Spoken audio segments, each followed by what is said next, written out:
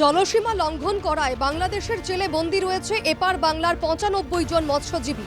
৩ মাস পরও তারা বাড়ি ফেরেননি। তাদের দেশে ফিরিয়ে আনার আশ্বাস দিয়েছেন মুখ্যমন্ত্রী মমতা বন্দ্যোপাধ্যায়। ঘরের মানুষ এখনো ঘরে না ফেরায় উদ্বিগ্ন মৎস্যজীবীদের পরিবার। গতকাল ডায়মন্ড হারবার জেল থেকে বাংলাদেশের ১২ মৎস্যজীবী ছাড়া পেয়েছেন।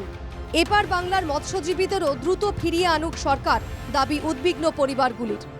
৩ মাস ওখানে এই বাংলাদেশে ধরা পড়েছে, এখনও ৩ মাস পর্যন্ত পড়ে আছে। তাহলে আমাদের লোক কখন ছাড়া পাবে? আমাদের খুব অসুবিধা হচ্ছে, ছেলে মেয়ে নিয়ে চলাফেরা খুব অসুবিধা। বাংলাদেশের লোক যদি আমাদের এখান থেকে ছাড়া হয়, তাহলে আমাদের এখানের লোক যে 3 মাস ধরে বাংলাদেশে পড়ে আছে, তাদেরকে কবে ছাড়বে সেটা তো আমরা এখনও শুনতে পাচ্ছি না। আর আমাদের সংসারগুলো তো অভাবের মধ্যেই চলছে। আমাদের ঘরের লোকরা যদি ঘরেই ফিরে আসে তাহলে আমরা খুশি হই।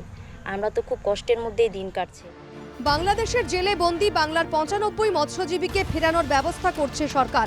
শীঘ্রই তারা বাড়ি ফিরবেন, আশ্বাস সুন্দরবন শ্রমজীবী মৎস্য ইউনিয়নের সম্পাদকের।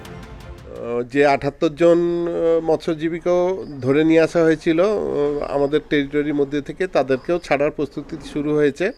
আশা করছি কিছুদিনের মধ্যে ওদেরকে বাংলাদেশের হাতে তুলে দেওয়া হবে এবং আমাদেরও ওখানে যে ৯৫ জন মৎস্যজীবী আটকে আছে তারাও শীঘ্রই ছাড়া পাবে এবং পুরো প্রক্রিয়াটা শুরু হয়ে গেছে। আমরা কিছুদিনের মধ্যেই এটা জানতে পারবো আশা করি। ডায়মন্ড হারবারের জেল থেকে ছাড়া পেয়ে ভারত সরকারকে ধন্যবাদ জানান বাংলাদেশের মৎস্যজীবীরা। বাড়ি ফিরতেছি আলহামদুলিল্লাহ। আমরা বাংলা সরকারের কাছ থেকে উপকৃত হয়েছি এবং আমরা বাড়ি ফিরতেছি এবং বাংলায় যারা আমাদের বাংলাদেশে যারা মৎস্যজীবী আটক আছে তারা যখন তাদের বাড়ি ফিরতে পারে, আমি সেই আশা করি।